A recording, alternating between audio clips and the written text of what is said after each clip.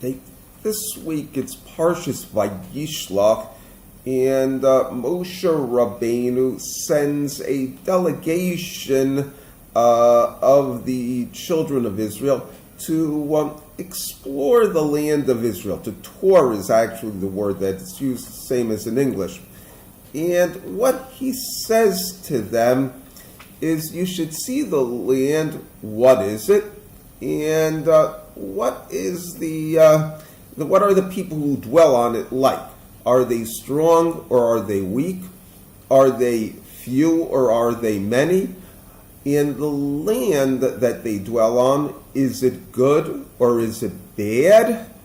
And the cities in which they dwell, are they machanim, literally camps, o mivtsarim, are they fortified?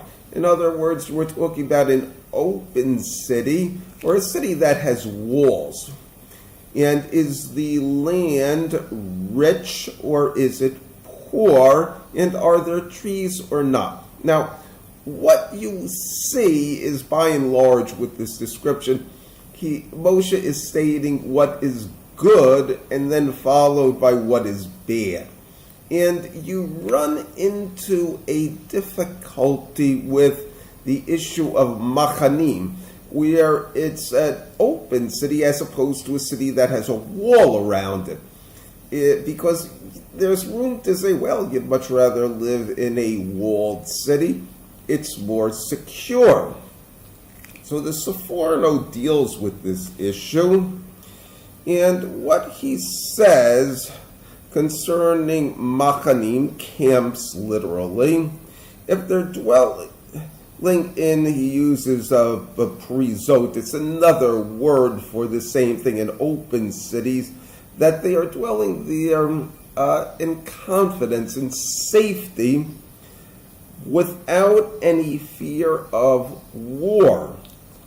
And if they are dwelling in the mivtsarim, walled cities, it's because the people there have fortified it because they are fearful of war.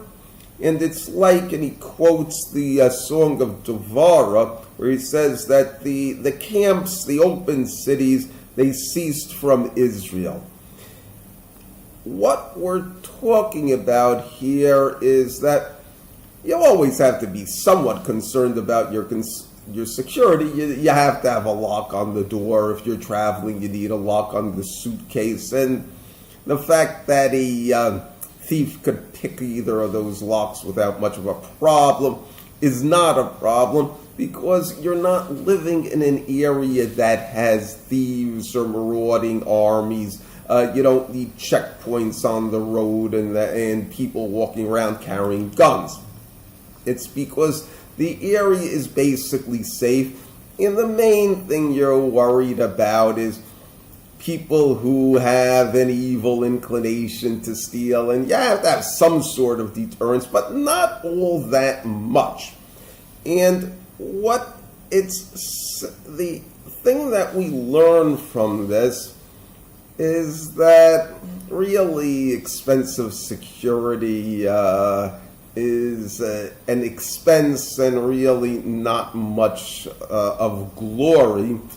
In that really, if you have to start living in a place that you have to really be concerned that you're going to be attacked by your neighboring countries, or you're going to be robbed while you're sitting in the home by marauders or gangs, there's a problem there, in that what you really want is an area where you feel safe because you have good relations with other people, and the people are basically good, and as a result of that, you can dwell in safety and security. You don't have to have all sorts of walls or security arrangements.